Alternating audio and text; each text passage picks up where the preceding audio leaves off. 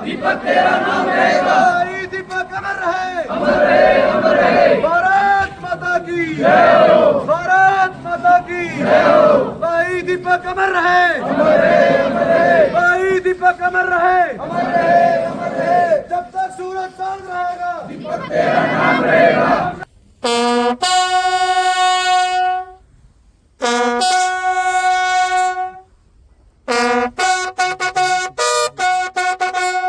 मैं दूंगा वो आदमी है जी।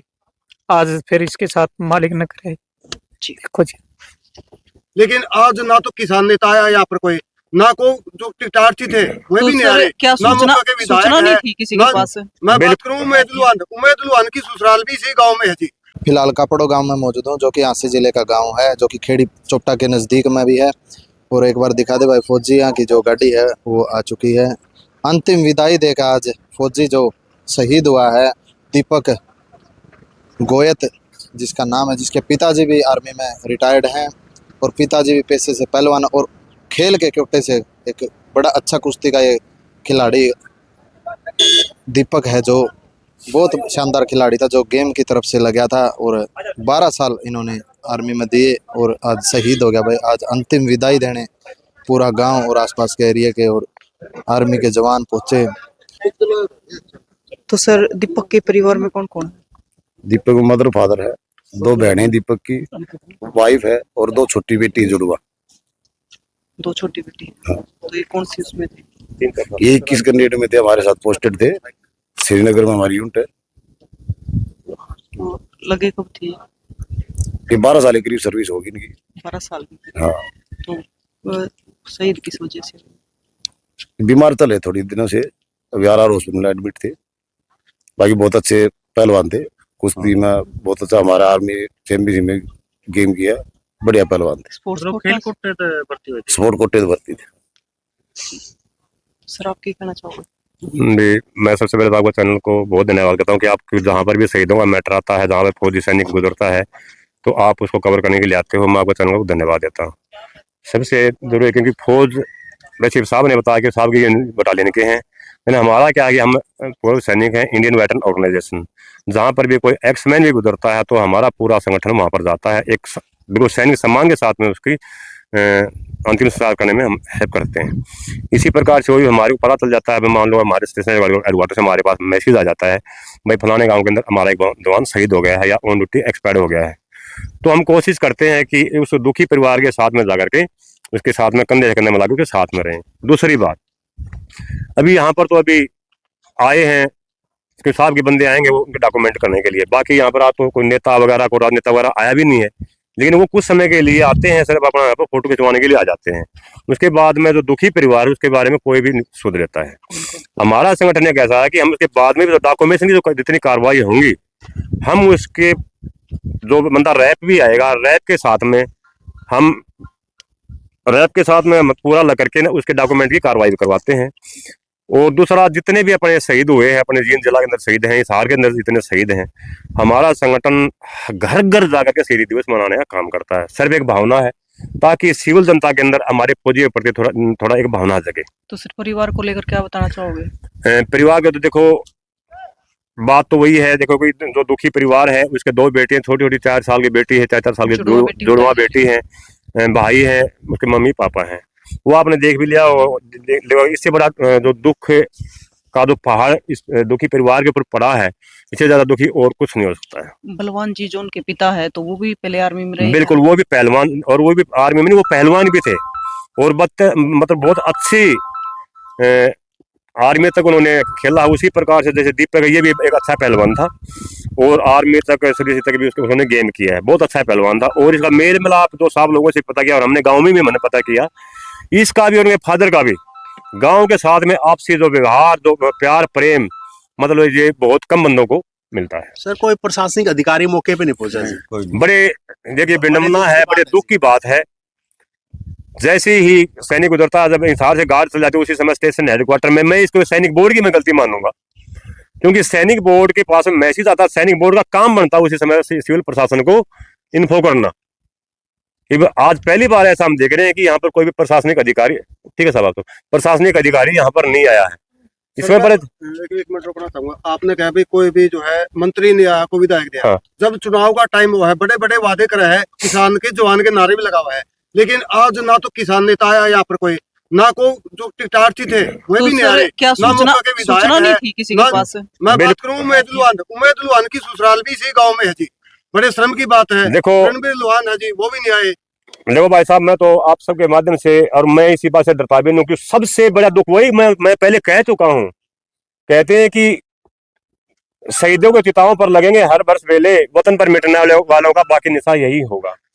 आज कोई फोटो खिंचवाने के लिए विधायक भी है यहाँ के, उमेद लुहान भी है, किसानियों के नेता बड़े बड़े वहां पर बड़े दावे करते हैं, लेकिन आज एक सैनिक को एक लकड़ी डालने के लिए अंतिम संस्कार में, अंतिम यात्रा में शामिल नहीं हो सके, इससे बड़ी दुख की बात और क्या होगी। और सबसे बड़ी दुख की बात क्या है कि जितने भी क्या बोलते हैं अपने अधिकारी, प्रशासनिक अधिकारी, एक भी नहीं आया, तहसीलदार की भी ड्यूटी नहीं लगाया है, सैनिक बोर्ड से में कोई भी बंदा नहीं आया है, इससे दुख की बात और क्या होगी।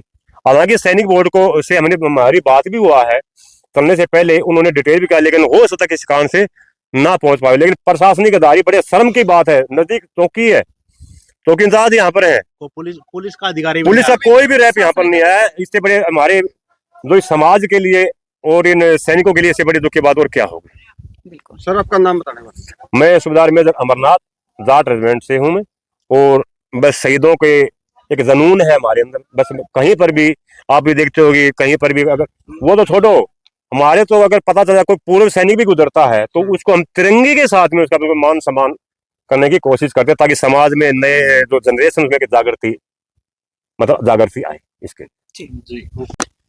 मैं तो यही जी पता चला, पूरा गांव, हमारे आसपास के सभी गुआंढ स्वांढ, जिसको भी पता चला इस लड़के के बारे में, बड़ा दुख हुआ। हर बच्चा घर घर से, गांव का, चाहे छोटा हो चाहे माँ बाप हो, सारा को आज बड़ा दुख है इस बात पे। तो ज्यादा ना कहते हुए, इसके पिताजी बड़े समाज सेवी, वो भी मिलिट्री रिटायरमेंट, जिन हजारों बच्चों का एक भविष्य तैयार कर रखा है ग्राउंड पे।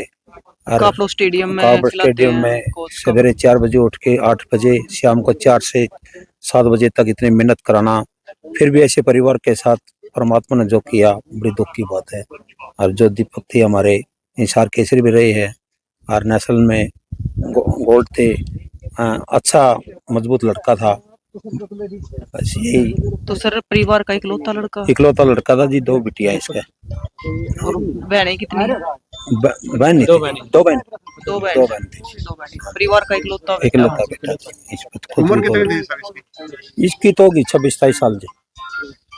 12 साल, 18 और 12 30 साल का लड़का था। 30 साल का। हाँ 12 साल 12 साल की सर्विस होगी। हाँ जी, 12 साल की 12 साल। 17 में जवानी की थी ने। हाँ 17 में 29 का हो गया होगा। तो सर काफी समय से बीमार चल रहे थे। ये जी लंबी थी जी, इसका ब्लड कैंसर था जी। अच्छा। अब तो तो- 2-1.5 साल तो इसके पिताजी पहले गांव में रहते थे, फिर दिल्ली वहीं पर इन रूम ले लिया इलाज कराने के लिए।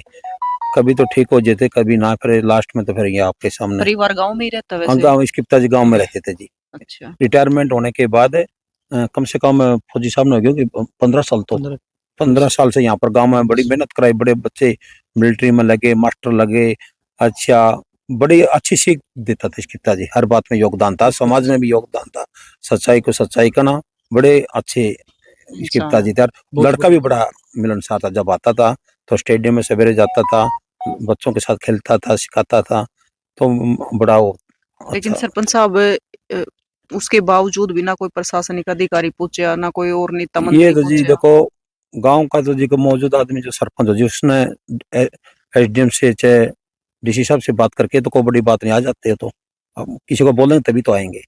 सूचना तो उनके पास होएगी। सूचना तो जी भाई सरपंच दो जी, तो आम आदमी कैसे देगा? सरपंच का काम है जी ये तो आप पूरा तो। मैं तो पूरा सरपंच, मैं तो इशारा रहता हूँ, पता चल गया था। ठीक है। हमारे तो बड़ा मेल जोल था। नाम क्या सर आपका? मैं शैलेंद्र सरपंच, पूरा सर। पूरा सरपंच जी। इस जैसा तो जी 20-20 को उसमें नहीं है जो हमारे फौज साहब थे ना, गरीब के हक के हर चीज में इसने ये तो इस इतने मिलनसार है कि 36 की 36 जात पूरा गांव आज आपने देख लिया हुआ किया तुमने भी। और फौजी साहब तो रिटायरमेंट होने के बाद भी अड़ा है हाँ। बच्चों को। बहुत सेवा दी इसने जी। और वो है ना जी, उस दिन से लेकर हजारों बच्चे, कम से कम हजारों बच्चे कामयाब करे। जो वो आदमी है कि इतना बड़ा वो भी नहीं कर सकता, एमएलए मंत्री भी जितना इसने करे आज, एक इतने अच्छा आदमी। फ्री सेवा दे रहे हो आप? हाँ जी, फ्री सेवा बिल्कुल किसी के पास नहीं है। घर से पैसे देकर बच्चे को खिलाता, गरीब आदमी पैसे नहीं है तो ले बेटा और अपना गेम कर, चल मैं दूंगा, वो आदमी है जी। आज फिर इसके साथ मालिक न करे जी, देखो जी।